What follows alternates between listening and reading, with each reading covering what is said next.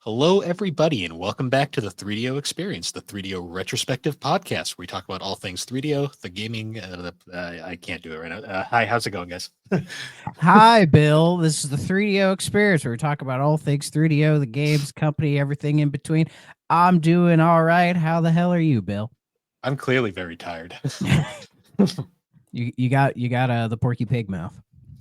I sure do. We also have a guest for this episode. We got We do. Nomad from the Retro Wildlands. How you doing, man?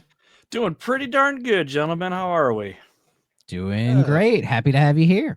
Yeah, thanks for having. Been really excited when I got the invite. I have learned a lot about the 3DO through your guys' podcast, so it's really cool to be on with you too. That's what we're here for. We're here to educate everybody as much as we can about this obscure ass console. I do feel like we are like single-handedly responsible for like the fact that anybody knows about the 3DO in our community. Well, earlier we were talking about like some of the prices of these games going up, and I'm like, oh no, we're not responsible for this, are we? Are we having a metal Jesus effect? I mean, maybe. not. I mean, I know I a hope little bit not. about it. I knew a little bit about the system, but you guys have directed me towards some pretty cool games and ones that I definitely want to get into at some point. But it's funny, a friend of mine, I let them know, like, yeah, I'm going to be on the 3DO Experience podcast, and you should check it out. And they're like, what's a 3DO? So The normal response, yeah. exactly. So there's still work to be done, but hey, guys, you guys are doing the Lord's work.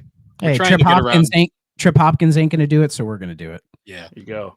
So we're trying to get around that stigma because there's like the occasional YouTube reviewer will just like randomly just throw a pot shot at the 3DO in a video as a little off joke, and it's like they don't know anything about it, do they? They're just using it as an example. It's the video game world's biggest punchline, and nobody knows why. It's kind of sad. It's easy to poke fun at something that was like, oh, it was around for a few years and it didn't do very well, you know? Like Mhm. it doesn't have Nintendo or Sony or even like Sega or Microsoft on it, so it's easier to poke fun at. Even though people poke fun at Sega and Microsoft too, but you know. It's like an easier target than the Jaguar because at least people know about the Jaguar, Yeah. for better or for worse. The 3DO is just kind of like this weird thing that like you look at it and you don't even think it's a video game console. It's like it kind of gets lumped in with the CDI, which is really unfair to the 3DO in a lot of ways. Yeah, the CDI is a lot worse than the 3DO. Well, the 3DO tried to be a video game console. The CDI was a entertainment thing that could play games. It has a really cool version of Jeopardy, True. but we're not here to talk about that. So before we do everything, Nomad, we got to ask you, because we ask all of our guests, like have you ever played the 3DO before? Like ever had any experience with the console or playing any of the specific games for it, or this is completely new to you? This is completely new to me. And like I said at the top, I learned a lot through you two, which is awesome. But yeah, I never got to experience the 3DO. I knew of it as I grew older, but never really meddled with it. Like every once in a while, I'd go to a gaming convention and I would see it and I'd get to like put my hands on the controller. And I loved like daisy chaining the two controllers together, just like, oh, this is neat. But never got to play it. I grew up, I was strictly the Nintendo, then Super Nintendo, and then my stepfather jumped right on the PlayStation as soon as it launched, and that took over my life for a while. And that's the console that really got me into gaming. So that was far and away what I was with. And the 3DO at that point, I think was, when was it discontinued? 96. Like past that, I was all PlayStation at that point. So I can tell by your hat. oh heck yeah. Ding. We got two Yeah. Sony guys in here. It's great. Heck yeah. I mean, So I'm like ambiguously a Sony guy, to be honest. You have a big PlayStation logo behind your head. True, but then I also have an Xbox controller chilling right here. But nobody can see it. There's a Sega Master System in the corner. Nobody can see it unless you stare at it. I'm just giving you shit. Anyways. But anyways, before we get into the topic of today, which is Wolfenstein 3D, we're doing our weekly news roundup because I just decided to do this. Not a huge amount of stuff, but we can go through it real quick. So I think the Pokemon Presents was after last week's show. So we saw that 20 minutes of basically nothing, unless you're like a big Pokemon guy. There was Pokemon Champions, which was like the people are saying it's like Pokemon Stadium, but it probably won't be purely that, but it's trying to focus more on the battles. It's going to be like a Switch mobile thing, and my guess is it won't be the game people want. So there's that. But Pokemon fans will buy it. Oh yeah. Pokemon fans have no self-control. They'll buy it on their Switch and they'll complain that it feels like a mobile game when it's like, well, it also came to mobile, and that's probably what they prioritized. But we did get to see more of Pokemon Legends ZA. And that game looks kind of good. I don't know about you guys. I didn't play Legends Arceus. Like it looked cool, but I just wasn't sure if I was wanting to jump into it. But what they showed off of ZA, I'm like, I might actually jump into this one. Like it looks more refined than Arceus. I think it looks better than Arceus. It's not Switch 2 footage, and I fucking called it when this happened. People were like, "Oh, if this is what the Switch 2 looks like, we're doomed." And I'm like, "There is no way that is Switch 2 footage. They're not showing us anything on that thing until April." So what we saw was Switch 1 footage. So, but I knew it was going to happen. But the game looks pretty cool. Arceus was like an interesting game because it was literally the first time Game Freak has tried in like 2 decades. So, and it was a fun game, but it gets boring really fast. That was kind of the one really downside to Arceus. So I'm hoping they put more content other than just aimlessly exploring. What I like about ZA is that the battles are like kind of more real time. Yeah, they did that in Arceus to a degree. Yeah, but this one seems to be doing it like, say, in the animes, where you launch the Pokemon and then you're running around and telling them to do shit, It looks more involved. Like almost Pokken. I heard some people compare it to Pokken. Arceus kind of did that because there was random points where you'd be fighting a Pokemon, then you get attacked by a fucking bear during the battle, and you'd be like, shit. Yeah. They want to make it as true to real life as possible. I'm sure that's happened once or twice.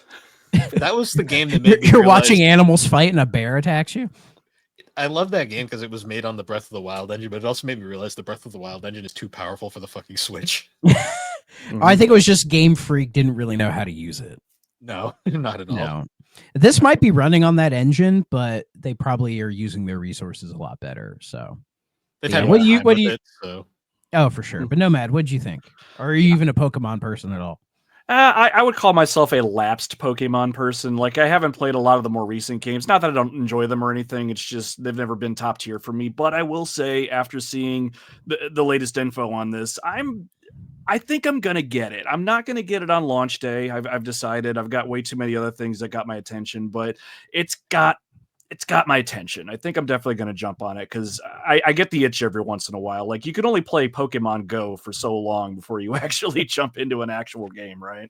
Yeah, it's weird. I know people who still play Pokemon Go, like to this day, and I was like, I thought that thing was dead, and no, it still has a very dedicated following, apparently. There was a point I tried to reboot it up again after about a year or two because I wasn't like really into it, but I played every once in a while. I booted it up on my phone and it was just spouting all these updates and things at me. I shut it off really quick. I'm like, I've been close the laptop screen, like you go back to sleep. Yep, I've been gone too long. Yeah. I remember when that first came out, that big boom that was one of the craziest things I think I'd ever seen. I remember when they would put Pokestops places and like they wouldn't think about where the hell they were putting them half the time. Because I remember infamously they put one right on the fucking site of the Station Nightclub fire, which people weren't thrilled about that. Oh yeah. We had one in my town here. There's like two blocks really where people really congregate. And I was walking through one day and one guy was just driving loops with his car playing the Pokemon TV show theme, which was awesome. But then and then the one Pokestop that they made was like the county courthouse, and that did not make law enforcement happy. No. Oh boy. That's better than my coworker who taped his phone to the fucking ceiling fan on slow because he was trying to get eggs. Oh my god, that's genius. Did it work? It did. Because I walked into work and I just see the ceiling fan with his phone on it just going around, and I just look up at it and I'm just like staring at it like, the fuck are you doing? And he's just like, oh, I'm trying to get eggs in Pokemon Go. And I legit just looked at him like, I don't have time for this. And I just kept walking. I was like, I mean, what can you say to that, really? I was just like, if only they knew what goes on night shift, I swear. Well, if Nintendo knew, I feel like they wouldn't care. I had to escort a girl off the company property who was playing Pokemon Go like the middle of the night in our parking lot. I was like, you can't be here. You have to leave. And she was like, "But there's a shiny Charizard here. I gotta stay." I'm just like, I didn't know how old she was. I was like, where are your parents? Like, you should not be in some random company's parking lot in the middle of the night. It wasn't Nanako, was it? I hope not. Okay. No, you know she would have got hooked on that fucking thing. She'd be at Juness. She wants, I think, full disclosure for everybody, I did beat Persona 4 Golden a while ago, so I think me and Bill are going to do a little bonus episode on it, so we'll go into details. But I swear, I think there's a line where they say, like, oh, she wants to be buried at Juness. She loves Juness. She does. She fucking loves Juness. Like, in a Persona 4 Dance All Night, she has a single, like, dance number, and it's literally just the Juness theme with full lyrics and, like, an actual full song, and it's, like, the cutest thing ever. I need to watch that. So, but yeah, I'll get on that. So yeah, ZA Legend ZA looks cool. I may actually get it in like 2026 and play it on my Switch 2, provided the Switch 2 has a decent price point and enough games for me to give a shit about it. So we'll see. But speaking of Nintendo, Nintendo is doing something that I think a lot of us were afraid they were going to do, and that is they are removing games from the NSO app. Only one game is getting removed at this current time, and it's Super Soccer, which I believe it's because it was a third-party game, so the license has expired on it. So that is getting removed, and people are freaking out, losing their shit, begging for the Virtual Console again. It never really stopped, but it's kind of ramped up. I can see people's frustrations with it, but with the first-party stuff, I don't think any of that's ever going to go away. Like, I don't see them delisting that. Third-party stuff, I mean, it makes sense, I guess, but, you know, it is a shame that it's happening. Do you guys have any thoughts on it? My only concern, it's not really even like the Nintendo stuff. It's more the Genesis app, because there are there's a few specific games in there that I know aren't licensed by that are probably licensed, and they're near impossible to find. I think it's Contra Hardcore, Castlevania Bloodlines, Crusader of Senti. Crusader of Senti. I'm pretty sure Bloodlines is on the Castlevania collection. That one is that one, and Hardcore is probably on the Contra collection as well. Yeah, it's mostly Crusader of Senti, Musha. I think Musha's Mega Man: The Wily Wars. Yeah, that one, which is on there as well. There's a few that are like, if those go away, that would suck, because those are near impossible to find otherwise. Yeah, legally. They are. Yeah, that's what worries me a little bit. Like Crusader of Senti too, at least that one sticks in my mind. That, like, a physical cartridge of that is impossible to find, and if you do, it's like stupid expensive from last I remember too. Oh yeah, I've seen like an inbox copy of it in person, and it was, I can't remember what it was, but it was like a 3-figure game, and I'm like, no, like it's really good, but no game is worth that money, man. Like right now it goes for like $500 or some shit. Yeah, is that just the cartridge or complete?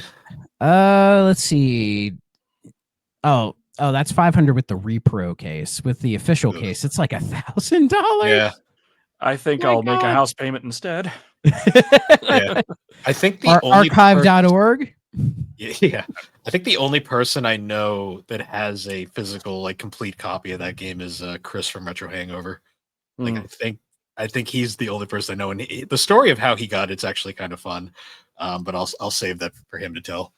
I mean, you're one of the few people that has Panzer Dragoon Saga. Well, there's a few people in this community that do. I know that. Yeah, and they're all insane, but you got it for a surprisingly decent price. A decent price of $500. I mean, it normally goes for like $1,500. So I think it's like 1,000 right now, but still 1,000. Yeah, that's a steal right there. Archive.org. Here I come. Yeah, I don't know what you guys' career aspirations are, but sometimes in my free time, I be a pirate. I love Wind Waker. There you go. Oh yeah. But still, it's like that really sucks. And then it worries, like, oh, what else is gonna leave? You know, and what's like the time frame for this stuff? We don't know, but who knows with like the Switch 2, how they're gonna, if they're gonna keep NSO the same, or if they're gonna add stuff to it, or if they're gonna revamp it. You know, a lot of questions about it. I mean, we know it's staying. It's gonna carry over. At least I hope so. Yeah, we're just in this weird transitional period where we know the new system is coming. We don't really know exactly when. Nintendo's trying to make some strides to kind of get themselves to the new system. The gold points went away, for instance, and I think it's just it makes sense, but I also think that gamers in general, and I are one, and I do this too. We panic anytime Yeah. anything that we want to have access to is threatened in that capacity. So I can understand it, but at the same time, part of me is like, this is just kind of business, I think. But I think ultimately we're going to be okay when Switch 2 launches because Nintendo's not that evil. Eh, eh, Well, eh. I can't wait for the NSO on Switch 2. Let's drip feed it again. Here's Mario Brothers Oh, for the God. 5,000th time. That's what I'm worried about, is that I don't want to do the fucking drip feed with NSO again. Because right now, as it exists now, if you're coming into it fresh, it's okay. Oh, yeah, it's decent now. Like there's still a lot of shit missing, but it's fairly solid for what it is. So yeah, I hope we don't do the drip feed. I mean, anyway. Oh, speaking of drip company feed, new music app game. I was going to say album this is thing. the company that's drip feeding a fucking music app. So, But they're doing it once a week. They've been consistent with it. true. I didn't But even yeah, see this one. What did they add this time? Oh, I saw it. Well, I think Will told me. So shout out, Will. Hi. I thought it was Super Mario 2. They did that a few weeks ago. Did they? Okay. Yeah, they finally added another NES game. Oh, good. The music app crashed when I tried to open Yep. it. That's Every time I open it up, and then it just doesn't want to open, so I have to close it, open it again, and it's fine. I don't understand it. It's done that to me enough times where I don't use the app all that often. I'll find someone that does covers of the music on Spotify, but yeah. But thankfully, with if you really want to play a physical copy of Super Soccer, it's like $10. So there you go. What did they add? You don't see it? No, either that or I'm just not. Link to the Past. Oh, probably a game you wouldn't notice. You just assume it's there. Yeah. Yeah, that's the problem with the drip feed mentality. Half the time, it's like you would expect something to be there. When it's not there, you get pissed off. And then when and then when it's there, you're like, oh yeah, right? Why wasn't that there? Like the fact that Mario 1, 2, and World are here, but not 3. Like I know, and God, I love Mario 3 so fucking much, and that soundtrack is like permanently implanted in my brain. Like every once in a while, like I think it's like the overworld theme that da da da da da da da da da da, like will just enter my head for some random reason, and then I'll have to listen. Though I love the GBA versions of those tunes specifically, yeah, because that's my favorite version of the game. But yeah, once they add those in, I'll be fine. But I don't get it. They need to put the Chibi Robo soundtrack in there. That soundtrack is fucking awesome. Seriously, I mean, it's an awesome game and it has an awesome soundtrack.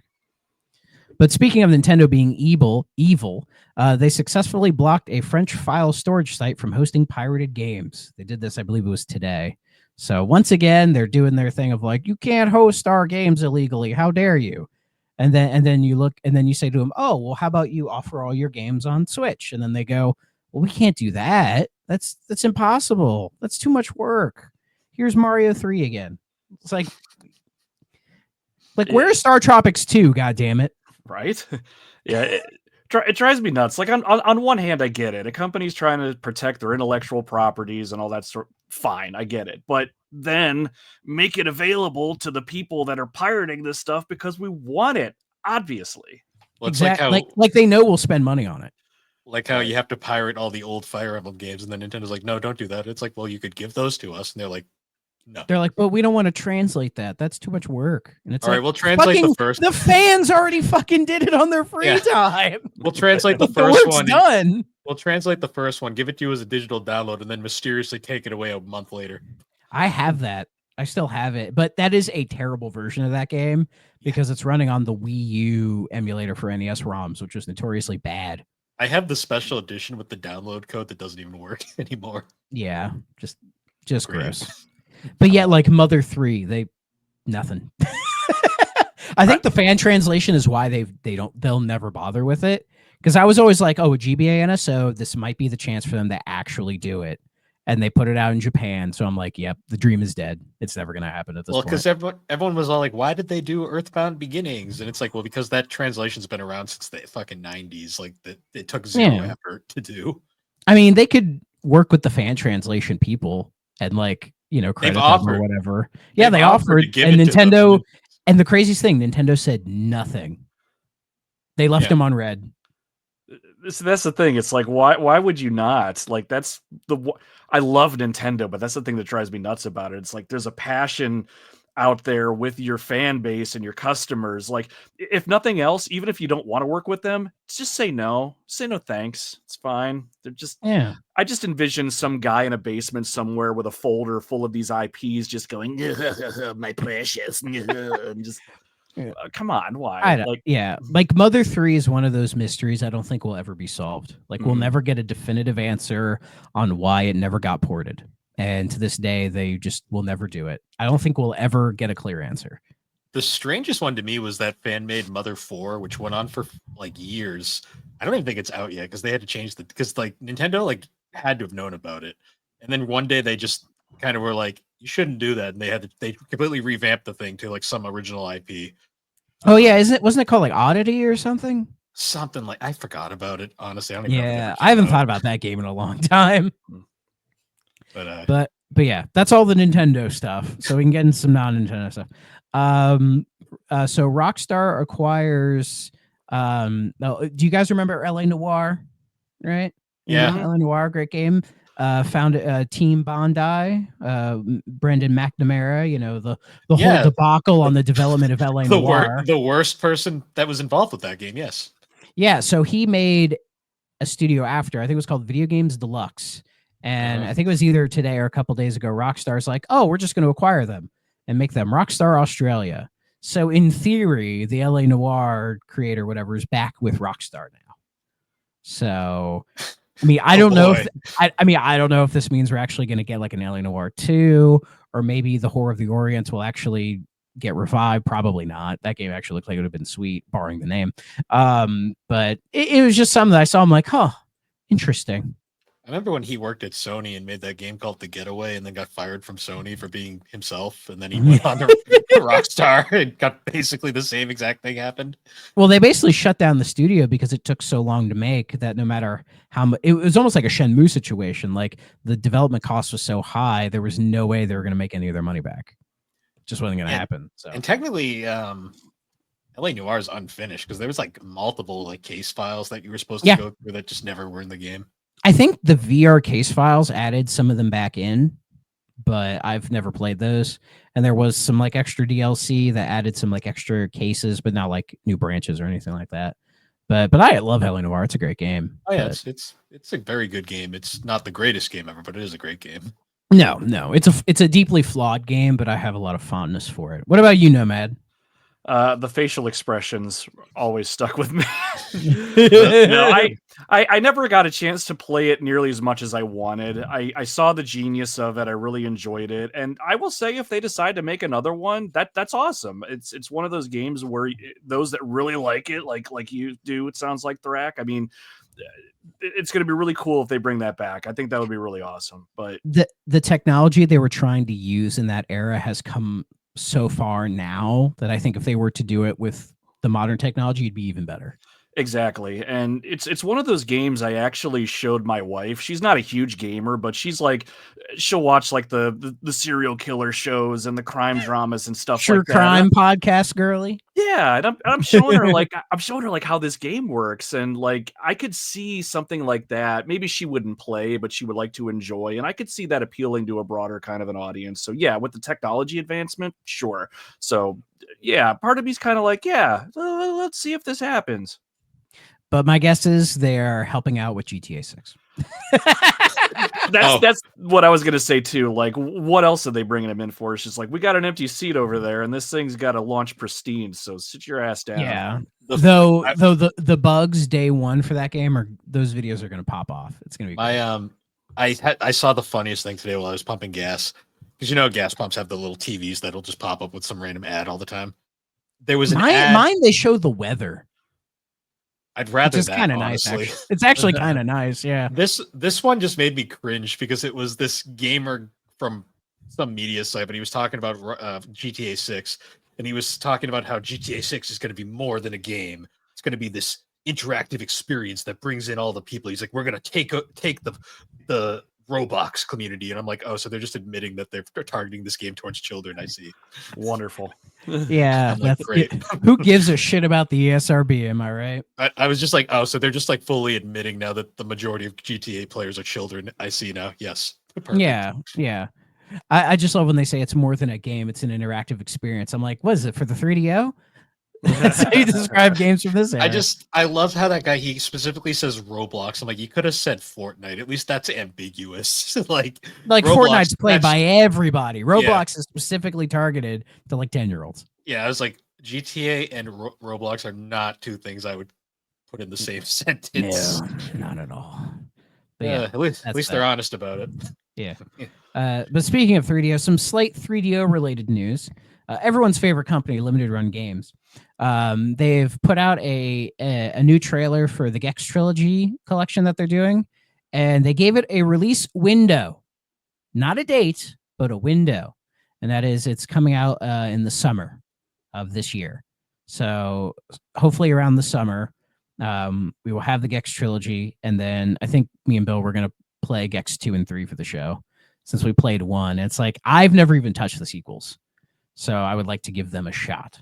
So I can't wait for those to come out, and I guarantee you, because it's limited run, they're going to be super lazy, and they're not going to get the European dubs. So when they come out in Europe, all the Europeans are going to be like, "What the fuck is this?"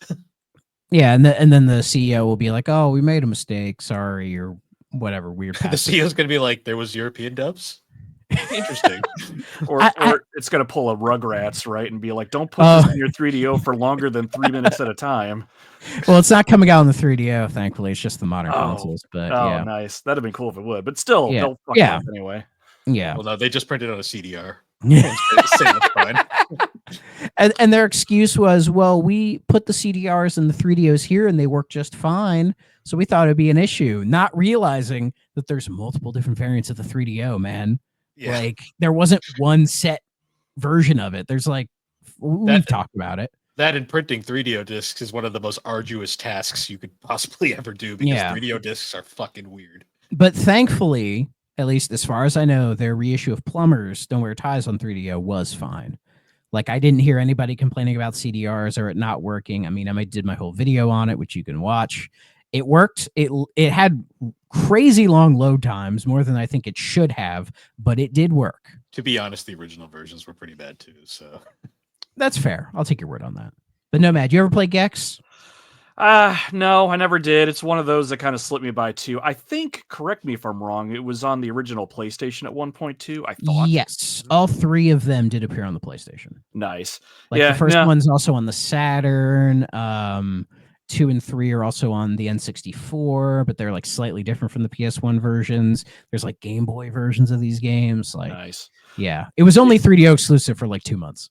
I did read that though. I do remember that, but no, I never did. It always looked cool, but when I was knee deep in the PlayStation, it was I was playing more mature games, mind you. The Resident Evils, the Metal Final Gears. Fantasy 7? Hell mature? Yes. Are you sure about that? Hey, Cloud sure about that? I learned a bang in that game. I mean, yeah, he gets butt fucked in the fucking pool, but I don't know if I'd call that mature, dog. I learned a lot of life lessons from that game, which, since you bring that up specifically, it's never go alone into a quote unquote beehive brothel. Yeah. You can either pick the group room and have that very entertaining scene, or you can pick the other room and get this really boring scene where Cloud has a mental breakdown again for like the 7th time in the game. Yeah, again? This is just 2, man. You're still losing your shit. God. Yeah, I picked that room the first time around.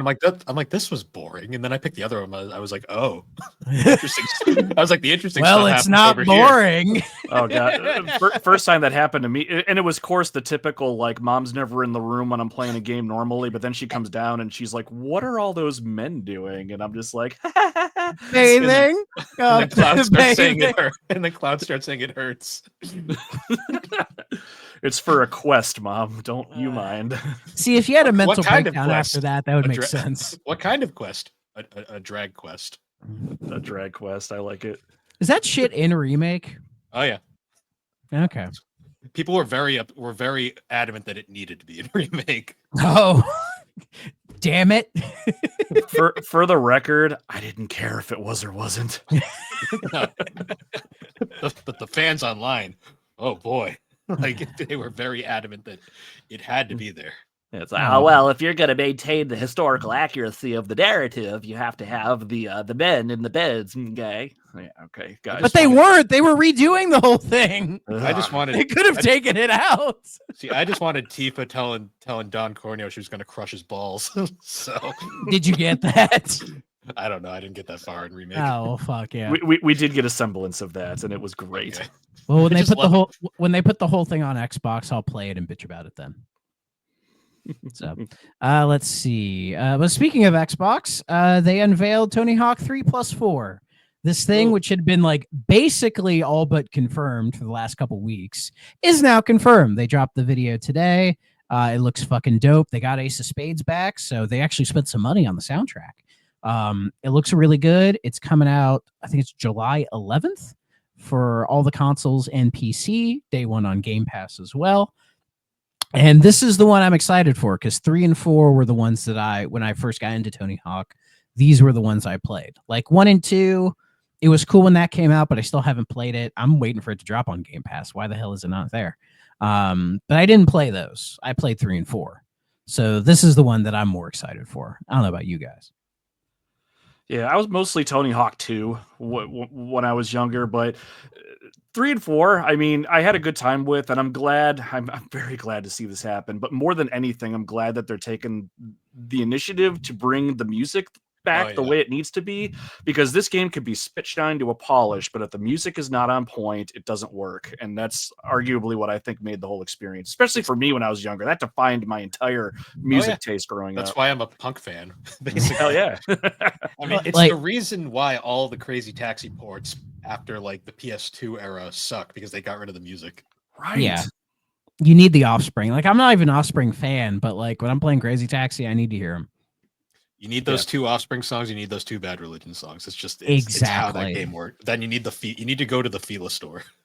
Go to KFC. But yeah, like Tony Hawk and Tony Hawk and also Guitar Hero, I think, were 2 series that shaped a lot of people of our age's music taste.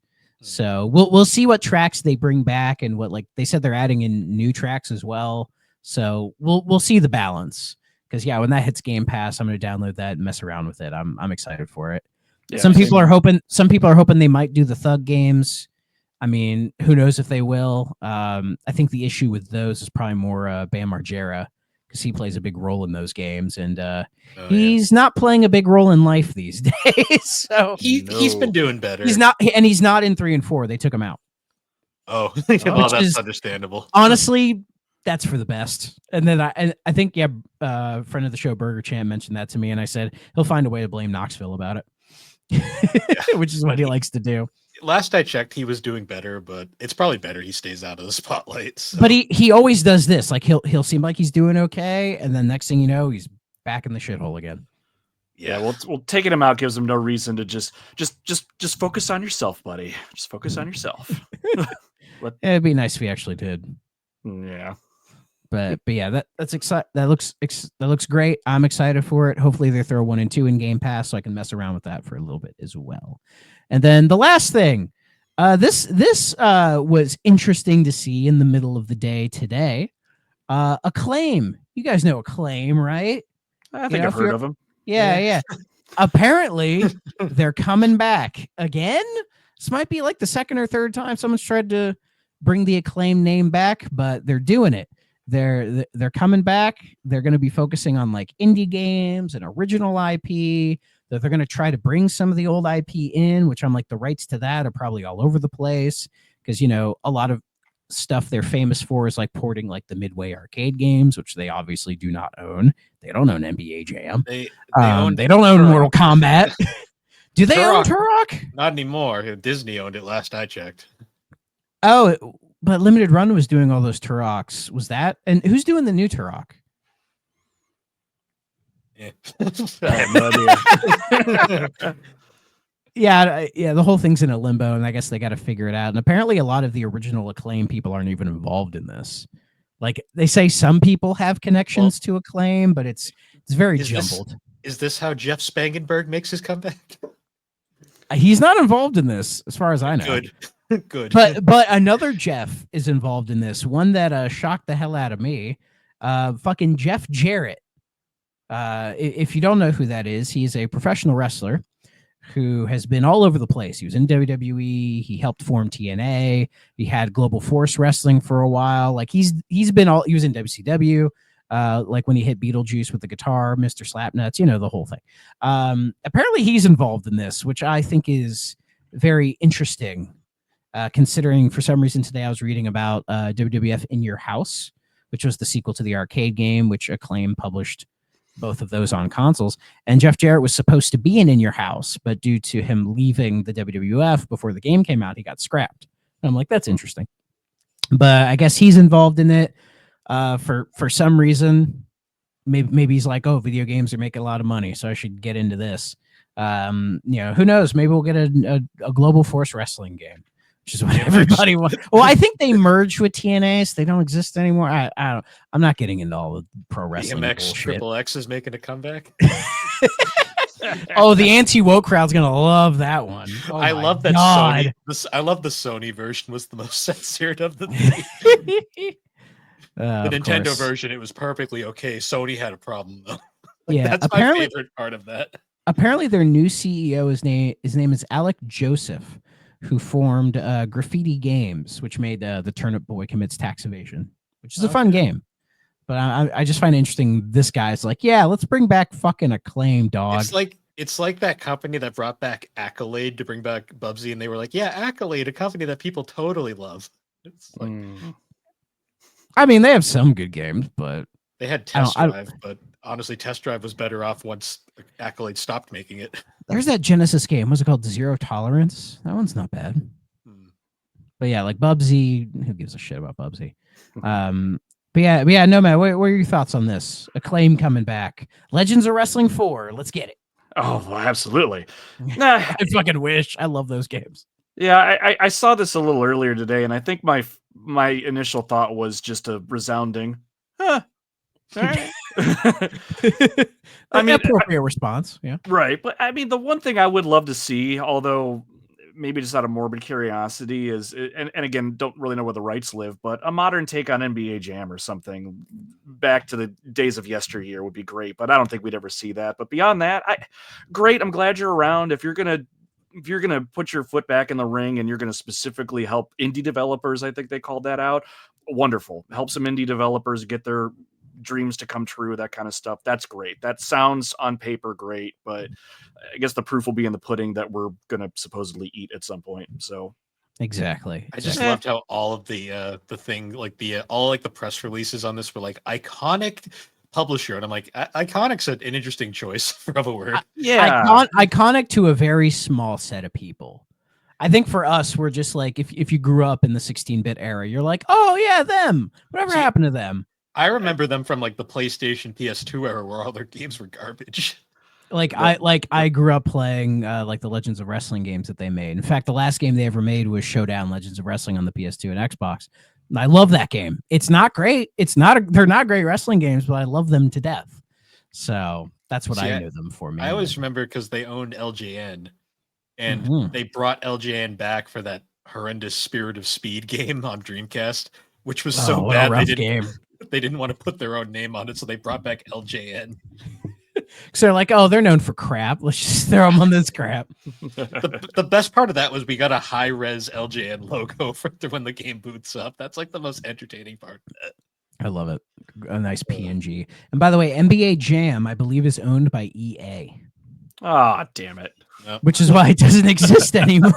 Because they tried to bring it back. I think it was like in 2010 when they did that NBA Jam, and that's actually not a bad game. Like it's pretty solid. But by that era, people didn't really care about those kind of sports games anymore. You know, it was all sim. NBA 2K. That was like the era like goofy shit and like those games. Like I still remember I think NBA Jam's the one where like Bill and Hillary show up for no reason.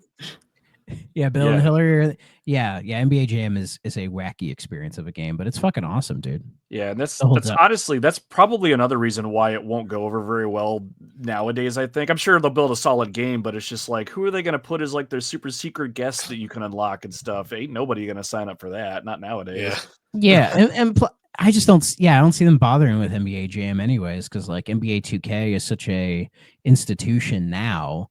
Even though people hate those games too, but you know, it's just sports games are not the same as they were back in like '93. You know, but- like it's a part of the industry that has gotten worse since then. Really has. Yeah. But either way, I'm cautiously optimistic, I guess, that Acclaim's back on the scene. If nothing else, the video game industry as a whole is just crap because I mean, how many studios are closing and things are getting consolidated? If someone else wants to step up and try to create some games and stuff, great. So I'll call it the feel good story of the episode, I guess. Like, Yeah, I'm moderately happy. if they can be a force for good, I'm fine. Mm-hmm. And that's really all they have to do is, yeah, like you said, like find some indie devs and be like, oh, these games look promising. We're going to give you some money to get the game out the door. Yes. You know, which would be, that'd probably be the best thing they could do. And then it would make people go like, oh yeah, Acclaim. That's like a name that's pretty solid. You know, get a little bit of reputation back. I will say Acclaim, if they're still using the classic logo, which I hope they are, that is one of the most recognizable logos in gaming. Just like you look at that and it just goes, yeah, that catches your eye. I like that logo. Yes. So that was all the news. We went way too long than I expected. Sorry about that. That's fine. That's our show. That's how that's just how it goes sometimes. Every time, yeah. But now we're at the meat and potatoes, what we've all been waiting for, and that is Wolfenstein 3D, the 3DO port. Yeah. Yay. I have a Jaguar port because we go from 3DO to Jaguar to Steam. Yay! Yes. The fun fact: the 3DO and Jaguar port are considered two of the best ports of the game. So I mean, that's the thing right there. I believe this port, the 3DO port, is based on the Jaguar port. I think. Actually, would you believe it that it's actually based on the Super Nintendo port? Huh? That port sucks. It's a bad port. So here's where it gets interesting because I was actually, when I read that, I was like, no. Turns out, no. The company that did the Super Nintendo port was apparently Logicware, who you might remember as the studio that basically did all the work on 3DO Doom because the other guy was useless. I thought it was Imagineer did the work. No, that was a different game. Logicware was essentially the company that they sent Rebecca Heineman to basically make the 3DO Doom work. Poor Heineman. Well, she did more for that game than anyone could have hoped. So, yeah. But I mean, yeah. According to this, she did work on the Super Nintendo version of Wolfenstein 3D. Apparently, the whole thing with the Super Nintendo version is more Nintendo being kind of obnoxious, like when they were trying to bring it over, like with the censorship and everything. I understand why, you know, because it kind of lines up with, say, like, you know, with Mortal Kombat when they infamously censored everything.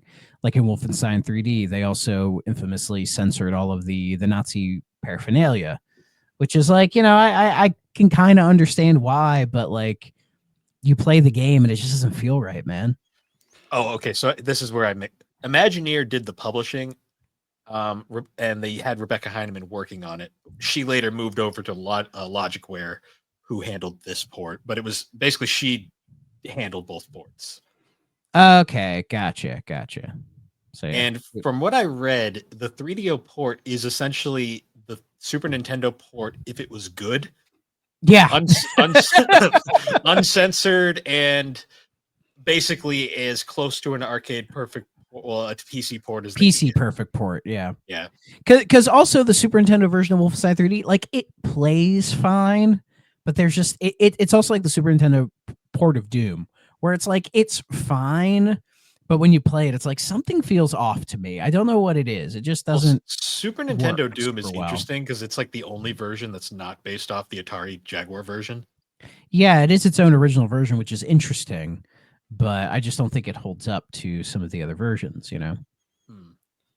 Yeah, the 3DO version though is unique in the sense that it's pretty much the entire game.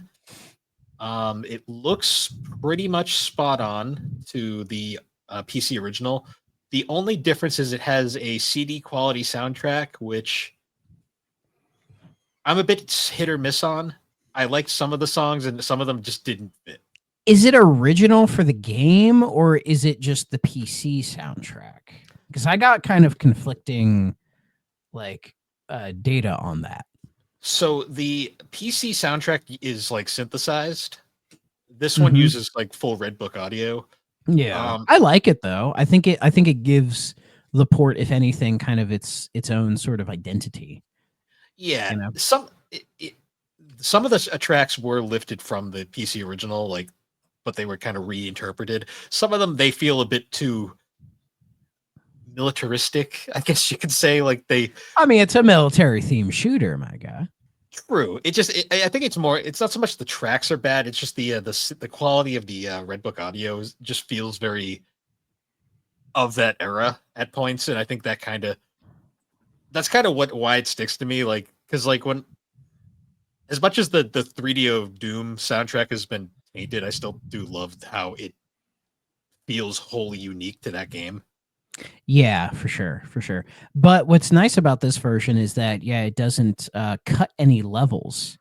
In fact, I believe I could be wrong on this, but I feel like it has some levels like either exclusive to it or it has like some like extra content that the PC version didn't originally get that they threw on there. Because there is a lot of game on Believe this. Because so. you get Wolfenstein 3D, you get, I believe it's called Spear of Destiny, which is sort of like the expansion or whatever, and you get some other extra content in there. Like, it's pretty surprising, like how much extra stuff you get on this version of it. Also, interestingly, the game was published by Interplay, because I swear Interplay published everything on 3DO. Yeah, That they wasn't somehow, yeah, they Crystal somehow, Dynamics. yeah, they somehow got the rights to this one. Though if I'm correct, I think this version of Wolfenstein 3D came out after Doom, like after Doom released on PC as well. So, it was sort of a hot commodity at the time, and we're more than happy to license their IPs to anybody who would console port them. So, and Wolfenstein was no exception to the rule, because I know Wolfenstein 3D did really well when it first came out, but after Doom came out and was even bigger, I think it was like the most popular like software bought for Windows 95 for a brief period of time, that a lot of people went back to Wolfenstein 3D and were like, oh, they did this game too. That makes a lot of sense, Instead of shooting demons, I'm shooting Nazis. This is fucking great. This is amazing. It is a very fun FPS for the time. It is very simple, though. I forgot just how basic Wolfenstein was. So when did we all first discover Wolfenstein 3D? Nomad, let's start with you. Yeah, for me, I think it was the year that it launched. I played it primarily on PC, the old shareware model. My best friend Chris, I don't know if you ever listen to this, Chris, but I remember some nights where I'd sleep over your house and we would play Wolfenstein after the parents went to bed, because they sure as hell didn't want us to play a game like that. But no, it was him and I would play it together a lot, and we would play the crap out of the very first episode that you can get via the shareware model was free, which is the actual Escape from the Castle Wolfenstein, right?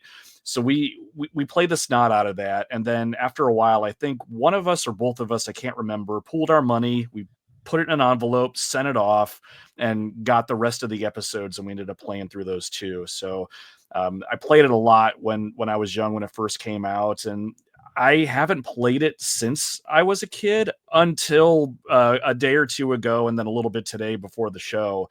And yeah, it is very much it's a lot simpler of an experience than I remember, but at the same time, that's not a bad thing. Like, this game has 3 objectives that you have to run through. 1, kill Nazis. 2, steal their treasure. 3, find all their secret hidden panels in the wall. Rinse and repeat. And you don't even have kill Mecha Hitler. Exactly. And then kill Mecha Hitler at the end. But in the simplicity is the fun that my friend and I had when we were going through this game. Like, at the time, I mean, the visuals were second to none. The textures on the walls and the 3D movement and all that, and it was really, really, really fun. And I think we had played Doom on or around that time, but something about the simplicity of Wolfenstein 3D we just kept coming back to. Like, it's to a point now where shameless plug for my own podcast. Like, I wanted to cover this game on my own podcast at some point. I'm going to speed that up because now that I've been playing it, like, I got to go back. It is an addicting game once you start playing it. It is a little hard to put down.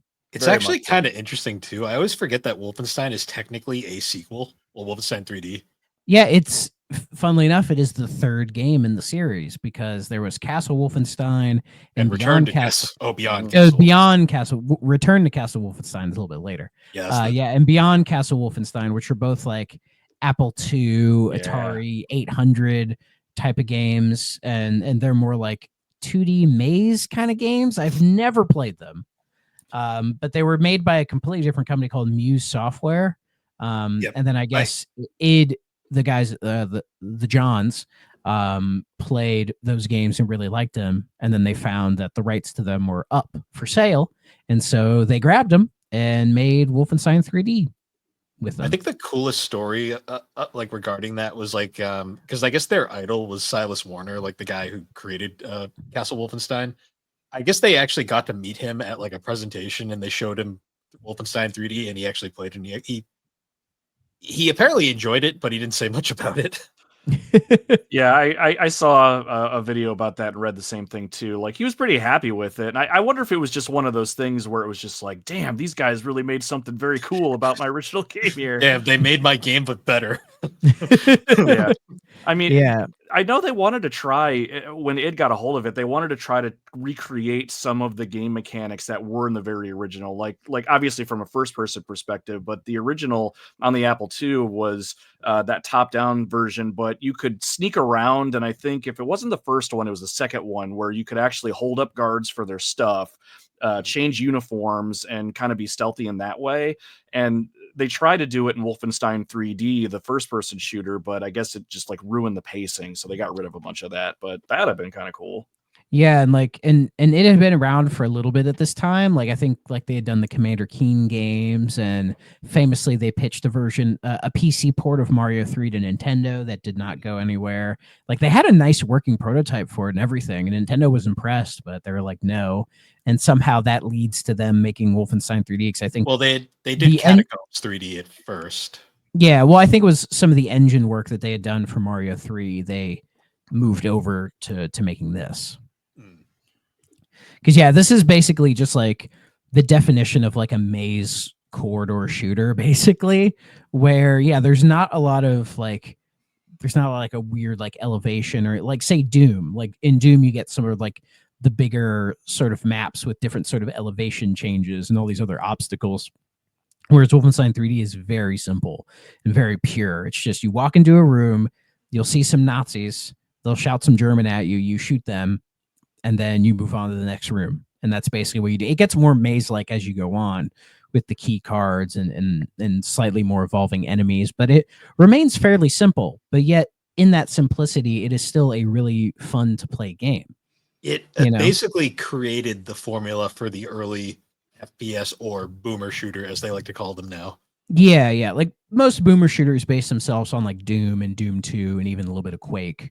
But Wolfenstein 3D very much fits into that vein, and yeah, it's one of the very first first-person shooters. I know it wasn't the first, but I feel like the modern first-person shooter kind of starts right here because it's from here where we get all the evolutions throughout the rest of the 90s. You know? Yeah, this is like Grandpa. This is Grandpa's first-person shooter at this point, and he helped lead the way for the rest of them too. Like it's yeah, it's Grandpa that- having World War II flashbacks. Do you guys do this? Do you guys do the strategy of when you're looking for secrets, you just hug the wall and just like mash the search button until until something opens up? Yes, Yeah. I do. Yeah, so my buddy and I, when we were playing this when we were younger, like we tried to be as strategic about it as possible because there is nothing more just agitating than just going up to a wall, hitting your space bar or whatever, and just hearing, and then just moving to the next one. So we would try to find like the perfect way to position our character so that we would just slide along the wall, smash in spacebar, and still be able to open a secret if we found it. But that noise that you make was like one that I would have dreams of constantly. See, at least in Doom, they replaced it with like the like sound effect. Yeah. Well, in this port of Wolfenstein 3D, they change it to the grunts. Oh, good. Nice. Yeah. That's even better. Like when I was playing Doom a few months ago, like there's nothing better than like my wife walking by my home office here is like, "Are you on Pornhub? What is going on?" She's just hearing It's like why are they playing Metallica while they're getting Yeah. Gotta find the secrets, but yeah, though I think a smart thing Wolfenstein 3D does when it comes to the wall secrets is in that very first level, there's like a Nazi sitting in like a little like wall, like a little section where the wall dips, and then like you shoot him and there's like that little emblem, and you're almost like, why is he guarding that? And you go up to it, and then that's where the secret is, and then that tells you, oh, there's more of these throughout the game. Yeah, it's the perfect setup for it, and that was the very first one we found. And I still remember when my buddy and I found it, we pressed the space bar because we were just as suspicious, and it started to move, and you hear that sound effect of like it dragging on the stone floor. Like we both looked at each other like, what is going on? So then we just went through the entire level. Just first we started with the emblems because we're trained to look for something on the wall, a painting, a banner, or whatever. But I don't remember what our first one was. Still the very first level, the room where you end your level. The moment you walk into the door, hang an immediate right and hit the brick wall there. There's nothing on it, but there's a secret there. We hit that one, and then we realized, shit, now these things can be virtually anywhere. Yeah, and there's no real rhyme or reason for them. They just kind of throw them in there, so you just kind of have to learn to memorize them. Or there are probably some people who drew maps. Oh yeah, it's funny you say that. We honestly drew maps. It was to a point where we would trade off like who was playing, and either I would be on or he would be on a piece of paper, and I'm like, I'm going straight, all right, going left, going straight, secret right here, and we would map that son of a bitch out. And then years later, Atlas would be making Etrian Odyssey and be like, I have an idea. Fucking assholes. But yes, surprisingly for how simplistic it is, it's still a lot of fun to play. And I think it's because it doesn't have a million guns or a million different enemy types, but it's almost kind of visceral in the way it sort of presents itself. You know, it's very plain, but it's so well designed and it controls really well. Looks pretty good, you know. I mean, they do a good job plastering Hitler's face everywhere. But you know, that was sort of the idea. Me being a child who hadn't really discovered anything about World War II yet was like, what is this? Like, what's all this stuff mean? Who's this guy? Why do they like him so much? Yeah, all I knew is there's people out here that are trying to kill me, and I'm just going to kill them back. And apparently, this guy on the wall over here is, I guess, important, but whatever. Yeah, and then later he turns into a fucking robot.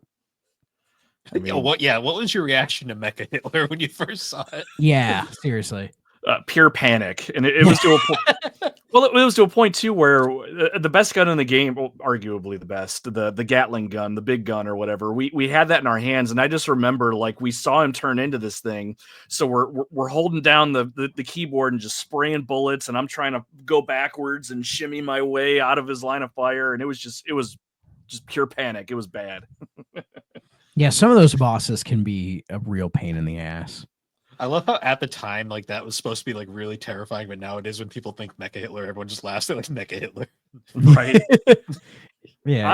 Honestly, the one terrifying thing about him was, well, like a lot of the other bosses, when you're shooting them, you can't tell that you're actually hitting them because they don't like grunt or there's no blood spray or anything. So actually, the biggest point of panic for us was just, are our bullets doing anything? Yeah. Yeah. And also, like, say, unlike Doom, where you see like your face get more disfigured when you lose your life, in 3D, your character doesn't either, so you can't tell. Interestingly, though, the character in Wolfenstein, unlike Doom, which is just Doom guy, we actually get a named character. Yeah, BJ Blazkowicz. Yeah, William B.J. Blazkowicz, who still exists, by the way. Oh yeah, like you play as him in just about every Wolfenstein. I think Youngblood, you play as his daughter. I think that's the plot. That sounds about Oh, right. yeah. That's the one everyone hated. Yeah, it's not that bad, but it's definitely the weakest of the machine games. Oh, for sure. Let's see. Yeah, he's in Wolfenstein 3D, and then he shows up for the Machine Games ones, the New Order and New Colossus. So like Return to Castle Wolfenstein and that 2009 weird ass Wolfenstein game, if you guys remember that one, that was done by Raven. That game's not bad, but it is weird. It is weird, yeah, because I remember when that was coming out, I was like, oh, this game looks really cool, and then I played the demo. And I was like, why is that like Ghost Nazis? Because I had played Wolfenstein 3D at that point. Like I think I had played the Super Nintendo port on emulator, of course. So I get to this and I'm like, why is there all these like weird scientist bullshit or whatever? Like I don't quite understand what's going on. And BJ Blazkowicz is in the game. I'm not sure if you play as him though. You might, for all I know. Yeah, I can't remember either, but I remember playing it, and I was kind of turned off right from the get, just because I think like one of the beginning cutscenes was like, yeah, we're gonna have you investigate the SS Poltergeist division, and it's just like, damn it, really? So I mean, part of me was kind of like, what was it in Wolfenstein 3D Episode 2? It has you going up against like an army of undead soldiers that shoot machine guns out of their chest or whatever. And part of me is like, okay, they're going towards that angle. Fine, I can get on board with that. But like that game went so far off the rails. Like I had an okay time with it, but I don't remember a damn thing about it, if that says anything about that. Especially because it was supposedly a sequel to Return to Castle Wolfenstein, which I still think is like one of the best Wolfenstein games. Yeah, that game is fantastic. Made by the studio that made Siberia, if we're going to throw it back a little bit. Oh, yeah, they did do that one, didn't they? Yeah, Gray Matter. Yep. I mean, they definitely improved their game later on, I can tell you that much. But ironically, the story is much more tame. Yeah. But yeah, Wolfenstein 2009, it's very much a Raven software game. Like, if you've played Raven's back catalog, it fits perfectly into how they are. But then there was the Machine Games Wolfensteins, which I have not played. I've heard they're fantastic, though. Yeah, I actually like them more than Doom, to be honest. Ooh, that's maybe a hot take. What the modern Dooms, like 2016 and Eternal? I actually liked the New Order more than Doom 2016. Not saying Doom 2016 is bad. I just preferred Wolfenstein. Have you played Eternal? Yeah, I've played a good about it. Okay, I fucking love Eternal. Holy shit! I still think about how awesome that experience was. But to be fair, Wolfenstein and Doom are very different experiences. You know, like they're kind of cut from the same cloth, but they went in completely different directions. I'm just a big fan of Machine Games because I loved like the Darkness and Darkness 2. For anyone who remembers those games, the Indiana Jones game is very good. If y'all haven't played that, you should. Very good. Yeah, I really like the New Order. That was the only one in like the latest line of games that I've played, but more than anything, I just enjoyed. Well, the gameplay was solid and everything was good, but I loved what they did with the narrative, the story, and just the idea of what if they won. What would that look like? And they tried to derive some. I don't want to say truth just because I'm going off memory here, but it's like some things that Nazi Germany and the real world were at least looking at or humoring. Not that any of it came to fruition, but it's like, well, what if they had the time? What if they won? And I like that for a narrative, but then the gameplay was so complimentary of it. So yeah, I want to play the rest of them, and even Youngbloods, even if it's not as great. But hey, it was really fun. I really dig it. Youngblood, the best comparison for Youngblood is it's like the Shadow of the Tomb Raider of that trilogy. Like, so my favorite one. Oh yeah, you like that one. You like that one. That was actually my favorite of the Survivor trilogy. I don't know why we're calling it that, but yeah, Shadow was my favorite of those three. Call me weird, I guess. Well, that ruined my argument. That ruined my entire argument. Maybe the Arkham Origins. How about that? Yeah, only reason I mentioned Shadow of the Tomb Raider is because Youngblood was co-developed by Arcane. It's unclear who did more. It's just apparently they both worked on it. But it's kind of like how Shadow was mostly IDOS, but I guess Crystal was there as well. Yeah. Shadow has a weird thing with the development. Yeah, but like Wolfenstein: The New Order, it definitely has, as far as the story goes, that what if thing of like Nazi Germany winning. And there have been quite a few games that had attempted that previous. Like I think it's what Turning Point, Fall of Liberty, if you guys remember that game, or a hidden gem from the PS2 era, Freedom Fighters. Fucking love that game. IO Interactive, the Hitman guys made that. And I get the sense that Machine Games played some of those and were like, let's do this proper, you know? Because it's interesting to think that like Wolfenstein 3D is the only game in the series made by id. You know, because once they attach themselves to Doom, they're like, yeah, Doom is what we do. And then they also made Quake as well. But I think Quake was done by some other devs as well. But Doom Raven made 4. Yeah, and then but Doom, I'm pretty sure every Doom was made by them. So other than 64, which I think might have been made by Raven. That's what I remember. Is that true? I believe you, but I know 64 might have been made by I know they did not make 64, but it was made by Midway. Right, that's what it was. Fucking and published by Midway. What the hell? Okay. And they did a damn good job. It was in a weird spot at that point, I think. Like I don't think they took the consoles as seriously because they were more like a PC first dev. Well, they were making Quake at that point.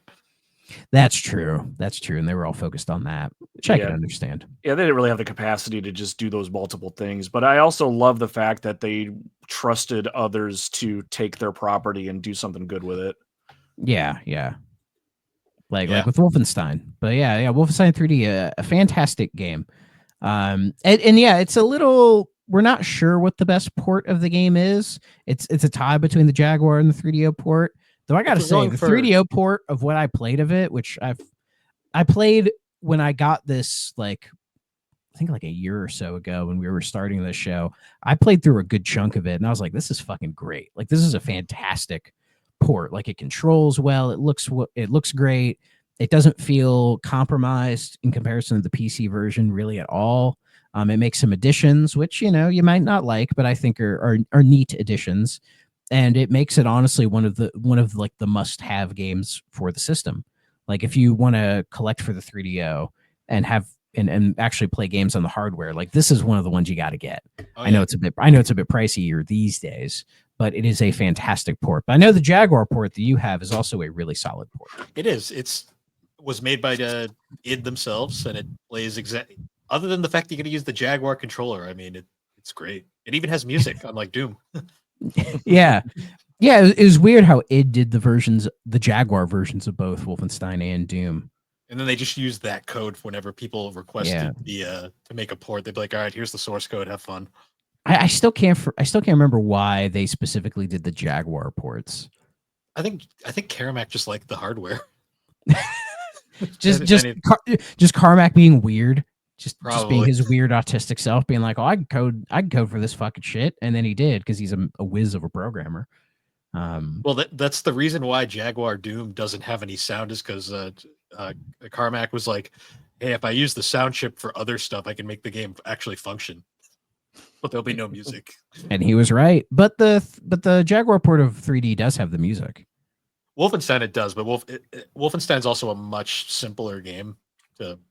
Oh yeah, very very simple. I've messed around with the Jaguar version of Wolfenstein, and yeah, it's really good. But it definitely has that sort of Jaguar-ness about it. I think it's like the little menu, or where it's like you see like your ammo and life. Like it's more integrated into the like it doesn't have its own separate UI. It's just like the little numbers on the screen. Whereas like the 3DO version is closer to the PC version, where it has the little bar on the bottom. Mm-hmm. You can kind of a thing. In the Jaguar version, you can strafe using the keypad. Here you can strafe with L and R, the shoulder buttons, and strafing feels good. Like it's a real super fun game to control. What I found interesting was I was thinking about it because the 3DO. One thing that's fun about this game is the 3DO actually has a pretty healthy amount of first-person shooters. Yeah, so I was more than I expected, to be honest. So I was very interested in comparing it to some of the other ones just to see what I think stood up against it. Like obviously PO'd is a very experimental game that kind of suffers on the 3DO a bit.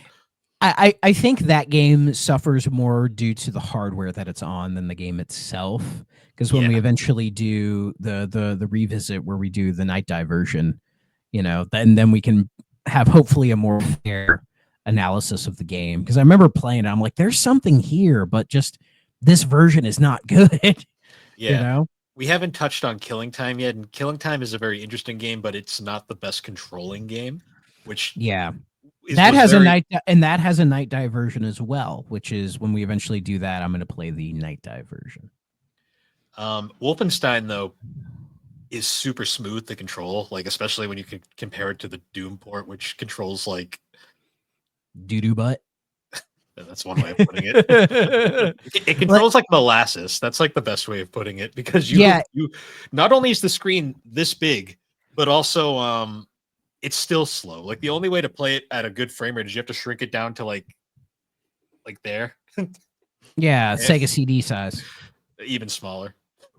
Like, yeah, the 3DO port of Doom is infamous for being bad. So, you know, I listeners, if you haven't heard, go listen to our episode where we talk about Doom, and then you can hear all about that depressing story. Yeah, the story of that port, which is a pretty disastrous port, and that came out after this Wolfenstein 3D port as well. And yeah, it's crazy that this port is so much better, but I think it's because it actually had time attached to it, like Interplay and a like, company that knew how to make games. Yeah, they knew how to make it, and the results show. Like, it is a fantastic port, and yeah, in some circles, it's like the definitive console port of the game.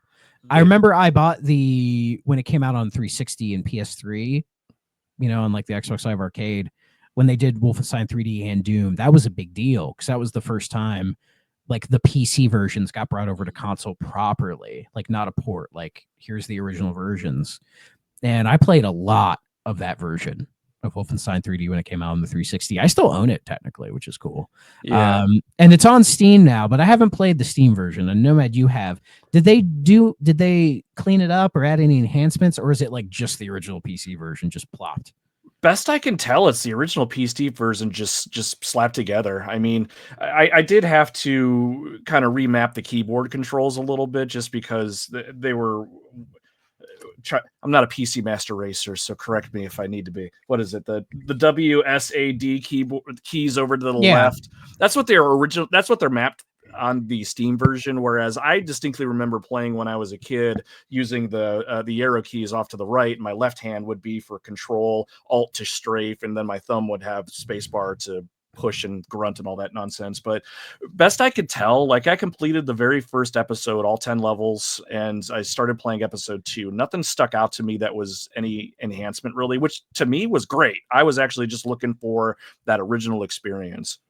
Yeah, it's great that it's still there and it's available to play. And yeah, I checked Steam; it's $5. So y'all, if you want to play Wolfenstein 3D, yeah, just go on Steam for $5. No harm in that. And yeah, it's interesting you mentioned like the arrow keys or the movement, and like you move with your right hand and do the stuff with your left hand, whereas us console players, we're used to it being the other way around, like left for movement and right for that, which is why I think most PC games now have like WASD, because most of us are used to that. Yeah, and I've been playing with a controller for the majority of my gaming career, and I couldn't even get. I still had to go back to the way I originally played it when I was younger and use my right hand for movement, left hand for action, which was interesting. But hey, it's just muscle memory at that point, you know? Pretty much. I mean, as soon as that game booted up, it was like I was sitting back in my friend's house again. Like everything came back to me. But I will say, after I got done playing the first episode through, that's when I really started to do some research on the different ports. And I specifically looked into the 3DO port too. And we've already touched on it, but just to say my piece, god damn, does that thing look polished as hell. And I think the sound design itself, like I could really dig that. Like, I mean, I'm a purist in that sense. Like I love the old sounds and the grunts when you try to push the wall and the way the enemies cry out and all that. But that 3DO port is polished as hell, and I could see why any collector of that system would want to have that, regardless of the price. Like, I hate to say it, but I love my PC version of it. But I would 100% play that. I would go out of my way to play that. It is great to see that like Wolfenstein 3D overall, like the ports for it. There's not that many like ports or re-releases for the game, much in the same way of like Doom, where Doom there's like a million of them, especially because like the source code is out there and you can put it on fucking anything. Wolfenstein 3D, I believe the source code was never officially released, or maybe it was and I just don't know about it, but it doesn't get the same kind of attention as Doom, which I think in some cases is unfair. I But think at the it's more same you can time, do more with Doom's engine. yeah, well, but and also like the source code is out there and you can just kind of True. fuck with it. Whereas I'm sure if they put the Wolfenstein 3D like source code out there, people would be doing the same fucking thing with it. In fact, I forget what it was. I think it was last year. Like it put out, it was like Doom 1 and Doom 2 and like a compilation with like a bunch of extra like features, like mod support and like new mission packs and all this other stuff. And it is a really lovely compilation. It's on everything. It's on Game Pass. If you owned the original versions, it upgraded you to those for free. And when I was playing it, I remember I thought to myself, they should do this with Wolfenstein 3D. Like they should get the original like game, the PC version or whatever, and just clean it up and modernize it. Because I think that game really deserves the treatment that say like Doom 1 and Doom 2 had. Because I mean, this game paved the way for Doom. And it is a super important game that still holds up and is surprisingly fun to play. I'm sure there is a mod scene for it, but it would be nice to see like id say we should do this with 3D. Like give 3D its give it its flowers and be like, here's a nice fancy version for everybody to play for it. I was gonna say, looking at the other FPSs on the 3DO, like I think there's only one that plays better than the Wolfenstein port to me, and that is BioFury, and that is a homebrew game that someone made like a year ago. Yeah, BioFury is great. I have a feeling it was based on this. Like it was based on this port of Wolfenstein 3D. Like it didn't. I don't think it used the same engine or anything, but this game was like the inspiration for it. Yeah, especially when a lot of the level design and certain elements I saw directly from this. Another game that I think that was a really good FPS for this, but it's a very different game, is Escape from Monster Manor, which is also a fantastic game, but it's its own thing in comparison to Wolfenstein 3. Escape from Monster Manor is like the only FPS I'd say that arguably could be better or is on par with Wolfenstein, because that game, playing that, I was like, holy shit, like why is this FPS so freaking good? And it's one of the earliest ones too. You could give it the nod because it's an original game for the console, whereas 3D is just a port, but a very, very good port. So it's Monster kind of Manor also is, it's original, but it's also functioning, like fully functional, unlike some of the other ones. Yeah, I mean, I love Killing Time, but Killing Time is rough. Like there's a lot going on. Yeah, I there. played a bit of that 3DO game, and there's something there. There really is something there, but again, I feel like the hardware is holding it back from its like full potential, which is just a shame. But it happened a lot with games from this era, especially games on new experimental consoles. You had people throwing out these really unique ideas, but just didn't have enough knowledge of the hardware to make it work as well as they wanted it to. Yeah, no, honestly, like it's kind of crazy to me just how this game has kind of like stood the test of time. Like I look at like reception for it, like the 3DO version in particular got pretty good reviews overall. Like I know Metacritic has it like 4 out of 5 stars, which is pretty good for Metacritic standards. I mean, yeah, the only port I hear people complain about is the SNES version when it comes to Doom. Did the GBA port come out, or was that just a thing that never came out? No, it did get a GBA port. I've heard that sure it did. I've heard that one's pretty bad too. I can't remember if I have it or not. No, I don't think so. It might be one of those like ones that's really expensive on there. Yeah, it definitely does exist, and I believe it's part of my pirate treasure chest.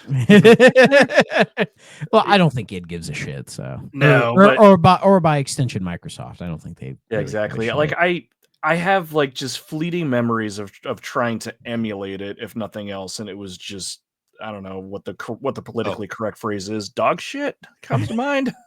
So, highly regarded. I found some of the 3DO reviews. EGM gave it a 32.5 out of 40. And they basically just praised it as being a pretty much perfect port. Retro they didn't give it a perfect score. Whatever. Well, EGM is EGM. Retro Archives gave it a 16 out of 20. All Game Guide. Some of these review sites are fun. Gave it 4 out of 5. I think All Game is like a spinoff of All Music. Maybe. Yeah. And then GamePro gave it a 3.5 out of 5. Retro Game Reviews gave it a 7 out of 10. Computer and Video Games gave it a 61 out of 100. They were harsh to it. Damn. A lot of the criticisms are people basically complaining that it's dated, which, okay. I mean, yeah, like the 3DO port came out according to Wikipedia, came out October 19th, 1995. And the original PC version came out May 9th, 1992. So it was 3 years old. And back then, the 3-year difference in video games was a lot higher than it is now. Like you could release a game now that came out in like 2022 and nobody could tell a difference. So I really want to read this review because it is so ironic in hindsight. So Computer and Video Games CVG, they're the ones that gave it the 61 out of 100. Their review is amazing. The sound is excellent and there are loads of levels, but the big problem is the game is just not up to today's high standards. As good as it was, the diagonals on the 3DO joypad don't let you walk and turn at the same time, and making the game more frustrating than usual. It's slow, annoying, and just plain pointless. Hurry up with Doom. Okay. If only they knew. If only they knew.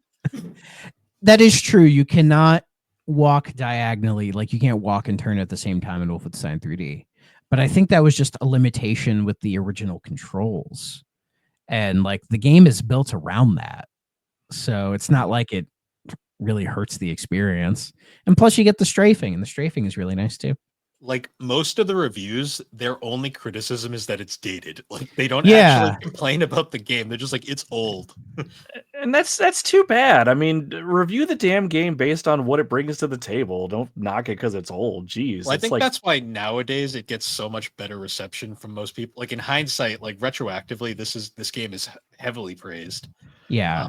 Especially because a lot of these reviews strictly are like, just wait for Doom. And it's like, oh, buddies, if you only yeah. Oh, God. Impending Doom. Yeah. But I assume the original PC version let you save, right? Oh, yeah. All over the place, too, which is great. Okay. Because the 3DO version has a save feature as well, which is really nice. Like at the end of every level, you get an option to save, and then it says like enter like a password, but it's basically like you get to create a password, which then when you go to load game, you type it in and then it just remembers. So it's like you're just like creating like a password for your save game. And it lets you do it at the end of every level, which I think is actually like really nice. And and it also has an auto map feature, which I like vaguely remember that like, yeah, you can pull up like a map screen and it'll kind of show where things are, but it has a little bit of like a clunky menu when you go into that stuff. Like if you want to like save your game or load your game or whatever, you know, it's a little bit on the clunkier side, but that's really the only real issue I have with the game that I can think of. Yeah, same. I mean, it's clunky is probably the best way to describe it, but it's certainly something that you can navigate. It's not a deal breaker at that point by far. Exactly. So I guess going into it now, so as we do with every episode, must play, okay, stay away. I mean, it's obviously a must play. The only thing I will say is, as much as the 3DO version is amazing, I wouldn't spend the money on it. There's so many other ways to play this game. That being said, though, if you feel like emulating, the 3DO version is a definite good version to try out. Yeah, it's absolutely a must play. I mean, Wolfenstein 3D is a must play. Like if you're a fan of first person shooters, and you're a fan of like video game history, it's kind of like a no brainer. Like this game is very important to play. The 3DO version, I love it to death. I spent a decent amount of money on it when I got it for 3DO, but I wanted it for the show and for my collection that I have. It's gotten more expensive since then, so if you're willing to spend that money, go for it. If you want to emulate it, which would probably be the smarter way, if you want to experience the 3DO version, that's probably the way to go. I would just say get the Steam version for $5. Does it have controller support? It probably doesn't. It does not. Nope. Okay, that's how old it is. Yeah. Which again is why id.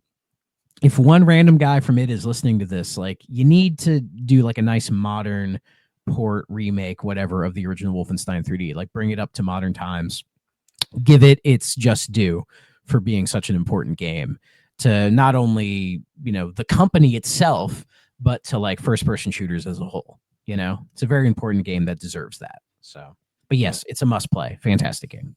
Yep, and I'll mirror the same thing. It's an absolute must play. I mean, for me, even just I'm a ride or die PC version just because I grew up with it. But regardless of the version you try, not the SNES one, but regardless of the version you try, you're gonna have a good time with it, especially today. Because what really sticks with me is, and I kind of led with this earlier on, there's just 3 main objectives with this game: kill Nazis, find their treasure, try to find some secret passages. And you don't even have to do all of that, really. I mean, you can kind of play the game like you want, speed run to the end of a level, kill everybody, leave all their treasure behind, whatever you want. I had a great time with it. The movement is very fluid, everything is very fast, and it's a fantastic experience to have. I mean, I don't think this is dated at all. If you want to go into an experience where you're just going to be laser focused on having a good time and being part of history at the same time, like, there's no reason not to play this game. So yeah, is there a microphone I can drop around here? Awesome. Yeah, and by that extension, play all the other Wolfenstein games. Yeah, if nothing else, and that's something I want to do too. Like I did a lot of research into the different versions, especially the 3DO version, since I don't know, we're on a 3DO themed podcast. But no, in all seriousness, I mean, they're all tweaked in different ways. They all take advantage of their different hardwares that they're on, and I think that's the fun part about exploring video games in general. Go see what those differences are. Play it a different way. Use a controller. You know what I mean? Like 100%. This was an era where different console ports were like interesting because they had to, take the source code and port it directly to another console. So that's why you got a lot of times very different games, even if it was the same game on different systems. They would have stark differences to them. And this was really the era where like you could play the same game on 4 different platforms and get 4 different experiences, which is kind of cool. In hindsight, it's cool. Probably back then it was a little annoying, but now it's like, it's actually like really cool. Cause nowadays, like if a game releases on PS5, Series X, PC, and Switch, it's basically the same game, or just rub Vaseline on your screen. And that's the Switch version. See, it's really funny because during the Doom episode, we had, as much as we dumped on that game, we praised the hell out of Rebecca Heineman for like, oh yeah, what she did to make that game function as best it could. It's cool. She had all the odds stacked against her, so the fact she was able to get something out of the door is commendable. Get a functional bad game out. Yeah, and she is definitely very talented as well. So it's not like she wasn't up to the job. Well, it's cool because then she had too much bullshit in her way. You look at this game where she had proper funding, time, actual people who knew how to make video games, and she makes perfection. Like just for context, for those who haven't seen our Doom episode, the guy who was basically behind the Doom port for 3DO, his literal idea of how games are made was taking the PC version, doing copy paste, and then that was it. Yeah. Hilarious thought is you would just take the PC, like probably assembly code, and just port it over to fucking 3DO, which my guess is they were probably writing games in C at that point. And it's like, you're done. That's all you do. Yeah, right click, save as. Yeah, Control X, Control V, you're done. The story goes, he literally gave her a copy of PC Doom and was like, there you go. Make it work. Oh, God. It reminds me of today I was reading about the Saturn port of Virtua Racing. And I believe the Saturn port, it was done by an American team. Time Warner. And Sega did not give them the source code. Instead, they gave them a copy of the Virtua Race, like the Virtua Racing arcade. They shipped a whole unit to them and said, "Here you go, figure it out." And to their credit, they did. It's not the best version of Virtua. It's probably the worst version of Virtua Racing, but I mean, Virtua Racing is great. Anyways, I mean, if you want to be technical, the Genesis version is statistically the worst one just because it's running off. I like that version. I like it too. Because the Saturn version is fine. Like there's nothing wrong with it. Oh yeah, it's fine. It's a unique port. How about that? That one on PS2 is a little rough, I will say. I've never played that version though. Just play the Sega Ages version. I think they didn't delist Yeah. that on Switch. That That's version, still there. it's the arcade version. M2 brought it over, cleaned it up, and it is beautiful. M2 are great. Yeah. That being said, though, before we wrap up, I did want to. We touched upon it early on. Me and Thrak are going to be starting a new side series for the 3DO experience, where we're gonna, as little bonuses, we're gonna talk about non-3DO games for an episode every now and As then. if we don't do it enough. I know. But we're gonna make it its own thing, basically. So Yeah, we can it'll focus still- more on the 3DO on this show. It'll still be in the 3DO feed, but it'll be a side thing that doesn't release during the actual 3DO time slot. It'll come out at random points whenever we feel like doing it. Yeah, So- it'll be a non-recurring series, and it's just kind of like a little extra thing. It won't get in the way of the 3DO, but if you just like hearing us talk about bullshit, we'll give you some extra stuff. And yes, our first one is going to be, we're going to talk about Persona 4 Golden. Yes.